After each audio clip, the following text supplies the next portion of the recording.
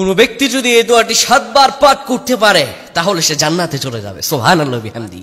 কোন ব্যক্তি যদি এই দোয়াটি দৈনিক 7 বার পাঠ করে, অনেকে আমরা ফ্রাস্ট্রেটেড হয়ে যাই যে হুজুর আমরা কিভাবে জান্নাতে যেতে পারবো, জান্নাতে যাওয়া আসলে খুবই হার্ড একটি বিষয় মনে হচ্ছে। কিন্তু না না প্রিয় ভাইরা আমার, আল্লাহ রাব্বুল আলামিন তো জান্নাত আপনার জন্যই বানিয়েছেন। আমরা কোথায় ছিলাম? আমরা তো জান্নাতেই ছিলাম। আল্লাহ তাআলা তা আমাদেরকে বলে দিয়েছেন। আল্লাহ তাআলা সূরাতুল বাকারার 38 নম্বর আয়াতে বলেন, কুল নাহবিতু মিনহা জামিআ ফাইম্মা ইয়াতিয়ান্নাকুম মিন্নি হুদা ফামান তাবিআ হুদায়া ফালা খাউফুন আলাইহিম ওয়ালা হুম ইয়াহজানুন। আল্লাহ রাব্বুল আলামিন জানিয়ে দিয়েছেন, ও দুনিয়ার মানুষেরা শোনো, আমি বললাম তোমরা এখান থেকে নেমে যাও। কোথায় নামবা? আমরা ছিলাম জান্নাতে।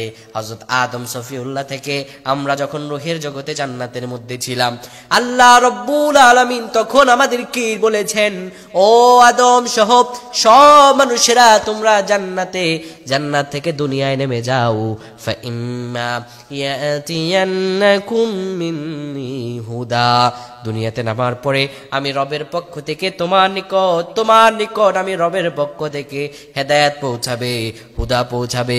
ফামান তাবিয়া হুদায়া, যারা সেই হেদায়েত মেনে চলবে, যারা আমার সেই নিয়ামতকে স্বীকার করবে, যারা আমি আল্লাহ তাআলার দাসত্ব করবে, আমি আল্লাহ রাব্বুল আলামিন জানিয়ে দিলাম, ফালা খাউফুন আলাইহিম ওয়ালা হুম ইয়াহজানুন, তাদের কোনো ভয় থাকবে না, তাদের কোনো চিন্তা থাকবে না। আমি আল্লাহ রাব্বুল আলামিন স্বয়ং তাদের ভয়কে দূর করে দিব, তাদের টেনশনকে দূর করে দিব। আমি আল্লাহ তাআলা তাদের জন্য হেফাজত করার দায়িত্ব গ্রহণ করে নিব। সুবহানাল্লাহ। আপনি আল্লাহ তাআলাকে যদি প্রপার ওয়েতে চাইতে পারেন, আল্লাহ তাআলা আপনাকে দিয়ে দিবে। Don't be frustrated, never give up Allah. আপনি হতাশ হবেন না, আমার আল্লাহ কখনো আপনাকে ছেড়ে যাবেন না। প্রিয় বন্ধুগণ আমার, সকাল যখন আপনার ফজর হয়ে যাবে, ফজর হয়ে যাওয়ার পরে, ফজর নামাজের পরে আপনি 7 বার পড়বেন, আল্লাহুম্মা ইন্নী আসআলুকাল জান্নাহ, আল্লাহুম্মা ইন্নী আসআলুকাল জান্নাহ, আল্লাহুম্মা ইন্নী আসআলুকাল জান্নাহ। এই দোয়াটি যদি আপনি 7 বার পাঠ করতে পারেন, আল্লাহ রাব্বুল আলামিনের কাছে চাইতে পারেন, আমার রব্বে কারীম আপনার দোয়াগুলোকে এইভাবে তার রহম দিয়ে পূরণ করে নিবে। আপনি যে চাইতে হবে, শুধু চাইতে হবে। আল্লাহ তাআলা আমাদেরকে বরাবরই বলেছেন, বান্দা ইন্নাল্লাহা মা'আস সাবিরিন, শোনো আমি ধৈর্য ধারণকারীদের সঙ্গে আছি, আমি ধৈর্য ধারণকারীদের সঙ্গে থাকি। আমি সে রব যে আমি কখনো বান্দাকে ছেড়ে যাই না। কোনো